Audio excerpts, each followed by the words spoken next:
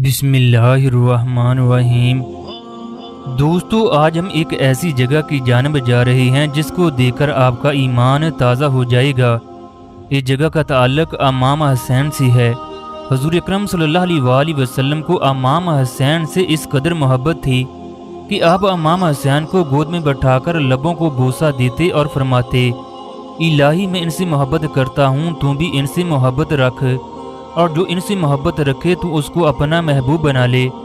ایک اور جگہ ابو ہریرہ سے روایت ہے، جس نے حسن و حسین سے محبت کی اس نے در حقیقت مجھ سے محبت کی، اور جس نے حسن و حسین سے بغض رکھا اس نے مجھ سے بغض رکھا۔ سلام ہو حضور اکرم صلی اللہ علیہ وآلہ وسلم پر اور ان کی آل پر اور تمام صحابہ کرام پر۔ دوستو، حضرت امام حسین حضور اکرم صلی اللہ علیہ وآلہ وسلم کے ایک انتہائی پیارے نواسے تھے، جس کے بارے آپ صلی اللہ علیہ وآلہ وسلم نے فرمایا، اے لوگوں، مشکل وقت میں امام حسین کا ساتھ دینا، کیونکہ یہ جنت کے جوانوں کے سردار ہیں، میرا خون ہیں، یہ میرے اہل بیت ہیں۔ مگر افسوس، پھر دیکھنے والوں نے دیکھا حضرت امام حسین کے ساتھ کیا کیا گیا۔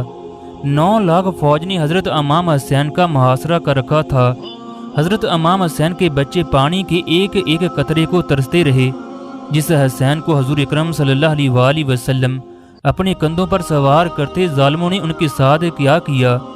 حضرت حسین 9 لاکھ کے مجمع سے فرماتے رہے، اے لوگو، میں تمہارے نبی کا نواسا ہوں، میں جنت کا سردار ہوں، میرے بچوں کو پانی پلاؤ۔ آپ لوگ کس وجہ سے میرے بچوں کو شہید کر رہے ہیں؟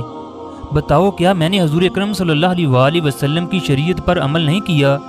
کیا میں نے کسی انسان کا حق کھایا ہے؟ یزید کی فوج کہنے لگی، ہم تمہارے بابا علی کے بغض میں تمہیں قتل کر رہے ہیں، ہم یزید کو خوش کرنا چاہتے ہیں، وہ تمہارا سر قلم کرنے کی وجہ سے خوش ہوگا۔ حضرت امام حسین نے یزیدی فوج سے کہا، آج جس اسلام کا علم تمہارے ہاتھ میں ہے، اس کو میرے بابا علی نے بلند کیا، اس بات کو مت بھولنا، میں اس باپ کا بیٹا ہوں جس نے عمرو بن عبدو جیسے پہلوان کو، جو 100 آدمیوں سے اکیلا لڑتا تھا، اس کو جہنم واصل کیا۔ میں اس باپ کا بیٹا ہوں جس کے بارے آپ صلی اللہ علیہ وآلہ وسلم نے فرمایا، علی میرا بھائی ہے۔ میں اس باپ کا بیٹا ہوں جس نے خیبر کے دروازے کو اکھاڑ کر پھینک دیا، وہ علی جس کے بارے پیارے نبی صلی اللہ علیہ وآلہ وسلم نے فرمایا، اے علی، کچھ لوگ تجھ سے محبت کی وجہ سے جہنم میں جائیں گے، جبکہ کچھ لوگ تجھ سے بغض رکھنے کی وجہ سے جہنم میں جائیں گے۔ اے لوگو، اللہ کے نبی نے بار بار میرے بابا کا ہاتھ بلند کر کے کہا، جہاں حق ہوگا وہاں علی ہوگا، جہاں علی ہوگا وہاں حق ہوگا۔ آج تم لوگ علی کی اولاد کے ساتھ یہ کیا کرنے جا رہے ہو؟ اتنے میں یزید کی فوج کے سپہ سالاروں نے دیکھا کہ کہیں فوج میں بغاوت نہ ہو جائے۔ ایک سپہ سالار نے کہا، تم کیا دیکھتی ہو، حسین پر حملہ کرو۔ 9 لاکھ کی فوج نے جب حضور اکرم صلی اللہ علیہ وآلہ وسلم کے نواسے پر حملہ کیا، امام حسین نے اللہ کا نام لیا اور ذوالفقار کو نکالا۔ تاریخ اس بات کی گواہ ہے، ایک طرف لاکھوں کا مجمع جبکہ دوسری طرف 3 دن کا بھوکا پیاسا حسین۔ آسمان نے زمین پر اس طرح کی جنگ پہلی بار دیکھی کہ اکیلا انسان لاکھوں کے مجمع کو تباہ و برباد کر رہا ہے۔ جس طرف حسین اپنے چہرے کو کرتے، اس طرف کی صفیں الٹ کر رکھ دیتے۔ امام حسین یزید کی فوج سے مخاطب ہو کر کہتے ہیں، آؤ تم لوگ 3 دن کے بھوکے کی جنگ دیکھو، 3 دن کے پیاسے کی جنگ دیکھو، اس کی جنگ دیکھو جس کا بھائی شہید ہو گیا، اس کی جنگ دیکھو جس کے چھوٹے چھوٹے بچے شہید کر دیے گئے، جس نے اپنے ہاتھوں سے بچے کی قبر بنائی۔ امام حسین نے اپنی تلوار کو تھام لیا۔ شمر کہنے لگا، یہ آل رسول ہے، اس کو شکست دینا ناممکن ہے، جاؤ خیموں کو آگ لگا دو۔ ان بدبختوں نے بیبیوں کے خیموں کو آگ لگا دی۔ کئی یزیدی فوج دور سے امام حسین کو تیر مارنے لگے۔ امام حسین کبھی خیموں کی جانب دیکھتے ہیں تو کبھی یزیدی فوج سے مقابلہ کرنے کے لیے بڑھتے ہیں۔ عمر بن سعد نے فوج کو 4 حصوں میں تقسیم کر دیا۔ بلند آواز سے کہنے لگا، کوئی بھی حسین کے نزدیک مت جائے، جس کے پاس جو بھی چیز ہے وہ دور سے امام حسین کو مارے۔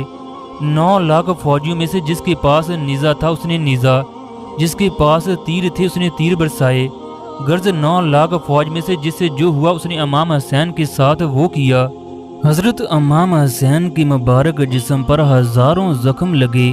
کہا جاتا ہے آپ کے جسم پر اس قدر تیر برسے کہ آپ کا جسم تیروں سے بھر چکا تھا، جسم کا کوئی بھی حصہ دکھائی نہیں دے رہا تھا۔ جیسے ہی امام حسین گھوڑے سے نیچے گرے، یزیدی فوج خوشی سے اچھلنے کودنے لگی، جبکہ امام حسین کا گھوڑا ان کی حفاظت کرنے کے لیے امام حسین کے گرد گھومنا شروع کر دیتا ہے۔ یہ گھوڑا امام حسین کو تیروں سے بچانے کی کوشش کرتا ہے۔ یہ گھوڑا امام حسین کے چاروں طرف گھوم رہا تھا۔ عمر بن سعد نے کہا، میں نے رسول اللہ صلی اللہ علیہ وآلہ وسلم کو دیکھا۔ آپ صلی اللہ علیہ وآلہ وسلم اس گھوڑے پر سواری کرتے تھے، لہٰذا تیروں کو چلانا بند کرو، کہیں ایسا نہ ہو کوئی تیر اس گھوڑے کو لگ جائے۔ وہ کس قدر بدبخت تھے جن لوگوں کا آپ صلی اللہ علیہ وآلہ وسلم بوسہ لیتے، جن کے سروں پر شفقت سے ہاتھ پھیرتے، وہ سر کو تن سے جدا کرنے کی کوشش میں تھے، جبکہ گھوڑے کی حفاظت میں مصروف تھے۔ ان لوگوں پر افسوس ہے، گھوڑے کے احترام کا ان کو پتہ تھا جس پر محمد صلی اللہ علیہ وآلہ وسلم سواری کرتے، جبکہ امام حسین کے احترام کا کوئی خیال نہیں تھا۔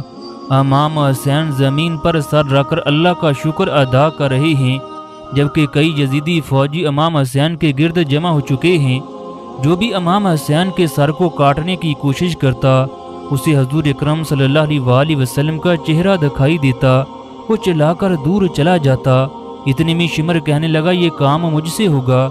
جیسے ہی اس نے خنجر کو امام حسین کی گردن پر رکھا تو اس نے دیکھا امام حسین کے لب ہل رہے ہیں۔ شمر سوچنے لگا، شاید حسین ہمیں بد دعا دے رہے ہیں۔ شمر نے سننے کے لیے کان امام حسین کے لبوں کے ساتھ لگائے۔ شمر سن کر حیران ہو گیا، کیونکہ امام حسین اس وقت اللہ کی نعمتوں کا شکر ادا کر رہے تھے کہ یا اللہ تیرا شکر ہے، تو نے عظیم کام کرنے کے لیے مجھے چنا۔ پھر امام حسین آنکھیں کھول کر شمر سے کہنے لگے، کیا تو نہیں جانتا میں تمہارے نبی کا نواسہ ہوں، جنت کا سردار ہوں؟ میں نے نہ تمہارے ساتھ کوئی ظلم کیا اور نہ ہی زیادتی کی۔ شمر امام حسین سے کہنے لگا، مجھے سب کچھ معلوم ہے۔ آپ نے فرمایا، پھر کس وجہ سے اپنی دنیا اور آخرت تباہ کر رہے ہو؟ شمر کہنے لگا، اس لیے کہ یزید دنیا کی دولت سے میری جھولی بھر دے گا۔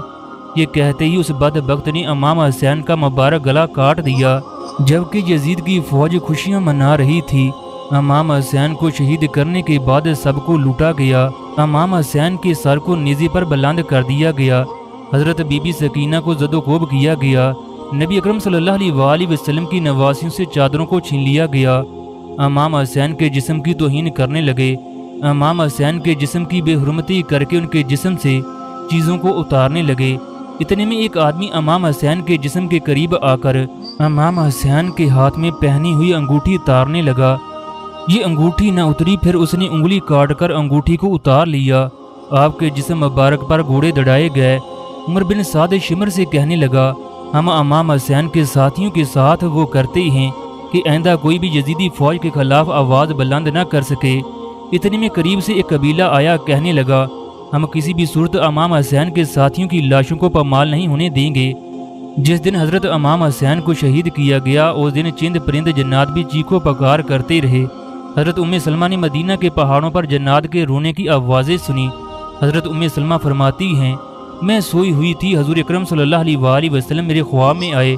آپ کی آنکھوں میں آنسو تھے، سر مبارک اور ریش مبارک خاک آلود تھے۔ میں نے پوچھا، یا رسول اللہ یہ کیا کیفیت ہے؟ حضور اکرم صلی اللہ علیہ وآلہ وسلم روتے ہوئے فرمانے لگے، میں ابھی کربلا سے آ رہا ہوں، میں نے حسین کی شہادت کا منظر دیکھا ہے۔